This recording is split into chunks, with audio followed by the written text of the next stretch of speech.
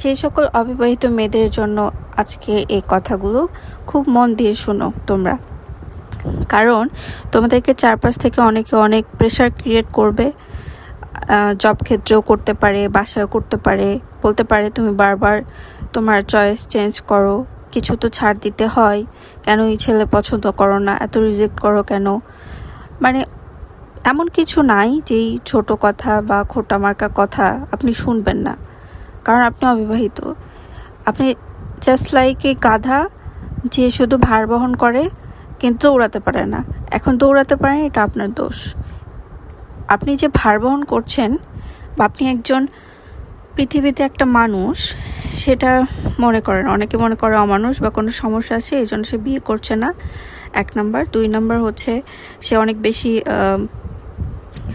Choose করে, অনেক বেশি জাজ করে, চুজ করে, অথচ তার অনেকগুলো অপশন নাই, এটা মনে করে মানুষ। আর 3 নাম্বার হচ্ছে আপনার বয়স, জীবন ছোট, চলেই যাচ্ছে, আপনি কেন তাও খারাপ অপশন হলেও কেন চুজ করবেন না? এই লাইফটা তো চলে যাবে, আপনি তারপরে বিয়ে করতে পারবেন না। আমি আজকে বলি ছোট সব বোনদেরকে এবং ছোট ভাইদেরকে যে আপনি তাড়াহুড়ো করে কখনো ভুল ডিসিশন নেবেন না, ভুল মানুষের সাথে সংসার করবেন না। এবং মানুষের এই যে প্রেশার ক্রিয়েট করে অনেকে, এদের কথা এক কান দিয়ে শুনে অন্য কান দিয়ে বের করে দেবেন। মনে রাখবেন, একা থাকা ভালো, তার রং মানুষের সাথে থাকা ভালো না। 1 নাম্বার। 2 নাম্বার হচ্ছে আপনার যখন রাইট টাইম সৃষ্টিকর্তা আপনাকে তখনই দিবে, আপনি জোরাজোরি করলে সেই জিনিসটা বা সেই মানুষটা পাবেন না। আর বয়স পার হয়ে যাচ্ছে দেখে আপনি ভুল মানুষের সাথে সংসার করে আরও বেশি ঝামেলা হবে। এটা তখন কিন্তু ওই আশেপাশে বলা মানুষগুলো আপনাকে কখনো হেল্প করতে আসবে না। এবং 3 নাম্বার হচ্ছে আপনি চুজই না ভাই। আপনি আপনার স্ট্যান্ডার্ড অনেক হাই করবেন, এবং আপনি যদি মেয়ে হন আরও হাই হবে, ছেলে হলেও হাই হবে অবশ্যই। কারণ প্রতিটা মানুষ, যে যদি আপনি ভালো মানুষ হন, আপনি যদি ক্যারেক্টারলেস না হন, আপনি যদি ডিসঅনেস্ট না হন, আপনি অবশ্যই একজন ভালো মানুষ, তাই না? তাহলে আপনি অবশ্যই ভালো কিছু ডিজার্ভ করেন। আপনি হুট করে একটা মানুষকে চেনেন না, একটা মানুষকে দেখলেন, একটা দিক ছাড় দিয়ে আপনি তার সাথে সংসার করলেন, আপনি কি হ্যাপি হতে পারবেন? হতে পারেনও, কিংবা নাও পারেন, হু নোস, তাই না? সেরকম যারা আপনাকে খোটা দেয় তারাও জানে না, কিন্তু আপনাকে সবসময় প্রেশার দেয় যে বিয়ে করতেছেন না কেন, বিয়ে করেন। তারা আসলে চাচ্ছে, তারা নিজের লাইফ নিয়ে হ্যাপি না, তারা চাচ্ছে আপনিও যেন হ্যাপি না থাকেন। এটা ট্রু। তারা আপনার ভালো চাই জন্য বলছে, এটা না। ভালো চাই তো বাবা মাও, তারাও তো বলে, তাদের বলার কি দরকার, তাই না? কেন বলছে? কারণ তারা চাচ্ছে আপনি ওই জিনিসটা সাফার করেন, বা আপনার সাথে ঝামেলা হোক, তারা হুড়ো করে একটা ফট করে ফেলেন। কিংবা বয়স বেশি হলো, ওনার কিছু, আপনি ওনার কি ডাল ভাত খান না তো। আর এটাতে অনেকে বলে যে সমাজ নষ্ট করে ফেলছে, বিয়ে করছে না, অনেকে খারাপ কথা অনেক কিছু বলতে পারে, কিন্তু আপনি এক কান দিয়ে শুনে ওই যে বললাম, আর কান দিয়ে বের করে দেবেন। যে একমাত্র মেন্টালিটি হাই, সে কখনো কাউকে পার্সোনাল ব্যাপারে প্রেশার ক্রিয়েট করে না। সে 1-2 বার হয়তো বলতে পারে যে বিয়ে করো, বিয়ে খাবো, বা বলতে পারে যে ম্যাডাম বিয়ে করছেন না, করেন। কিন্তু প্রতিনিয়ত আপনাকে কেউ প্রেশার ক্রিয়েট করে, মনে রাখবেন তার আসলে ভালো লাগতেছে না যে আপনি একা আছেন, সুখে আছেন, এটা তার ভালো লাগতেছে না। সবসময় মনে রাখবেন, letter is better than never. দেরি করে কিছু হওয়ার থেকে, কখনোই কিছু না হওয়ার থেকে দেরি করে হওয়া ভালো আর কি, ব্যাপারটা এরকম।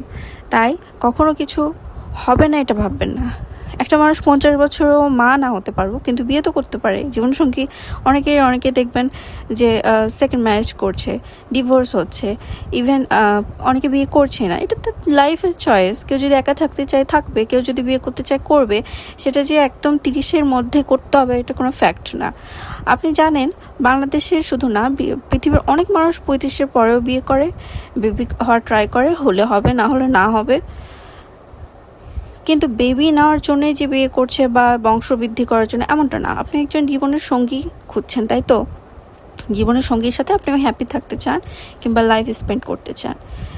এখন আপনার যদি একটা প্ল্যান থাকে না, সব মানুষের যেরকম বংশবৃদ্ধি করতেছে বিয়ে করে সেটাই করবেন, তাহলে অবশ্যই আপনি 35-40 এর মধ্যেই করে ফেলবেন। একটা মেয়ে এবং একটা ছেলে 50-র মধ্যেই করে ফেলবেন, রাইট?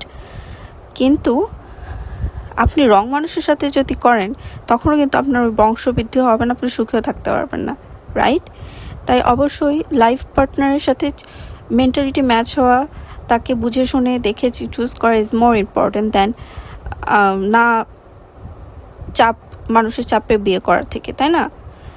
সো আজকে থেকে যারা আপনাকে বারবার এরকম প্রেশার ক্রিয়েট করবে কিংবা কটু কথা বলবে কিংবা অনেক কিছু বলবে বা আপনি ডিপ্রেসড যে বিয়ে হচ্ছে না, আজকে থেকে এগুলো বাদ দিয়ে আপনার ক্যারিয়ার ফোকাস করুন। পড়াশোনা না করলে যে কাজটা করেন সেদিকে ফোকাস করুন। কজ আপনাকে কেউ প্লেটে এনে খাবার আগিয়ে দিবে না, কেউ হেল্প করবে না, কিন্তু সবসময় বাজে মন্তব্য করবে, এটাই স্বাভাবিক। ইভেন আপনি বিয়ে করলেও বলবে আপনি 1 নাম্বার বাচ্চা নেন, বাচ্চা নিচ্ছেন না কেন, কী সমস্যা? বাচ্চা হওয়ার পরে আপনার দ্বিতীয় বাচ্চা কেন হচ্ছে না? বাচ্চা হয়ে গেলে তারপর আবার সংসারে কি সুখে আছেন সেটাও খোঁজ নিবে। এই যে বাড়তি মানুষের যে ফ্যাসিনেশন, এই ধরনের মানুষের সাথে কখনো ওঠা বসা করবেন না। যদি ওঠা বসা করেন বা জোর করে তারা মিশতে চায়, তো অবশ্যই আপনার লাইফে হ্যাম্পার করার চেষ্টা করবে। তারা কখনো ভালো চায় না। যে ভালো চায় সে বলে যে সময় নাও, আস্তে ধীরে বুঝে শুনে, ওকে এটা কি ছোট্ট জিনিস বাদ দিতে হয়, ঠিক আছে, সেটা একবারই বলবে, প্রতিদিন বলবে না। হ্যাঁ, বরঞ্চ আপনাকে আরও হেল্প করবে। একটা ভালো ছেলের সম্বোধনে বলবে যে হ্যাঁ এটা আপনি দেখেন তো আপনার সাথে যায় কি না, সুন্দর করে বলবে। কখনো প্রেশার ক্রিয়েট করবে না। যারা আপনার জন্য কিছু করে না কিন্তু প্রেশার ক্রিয়েট করে, তারা কখনো আপনার ভালো চায় না। Mind it.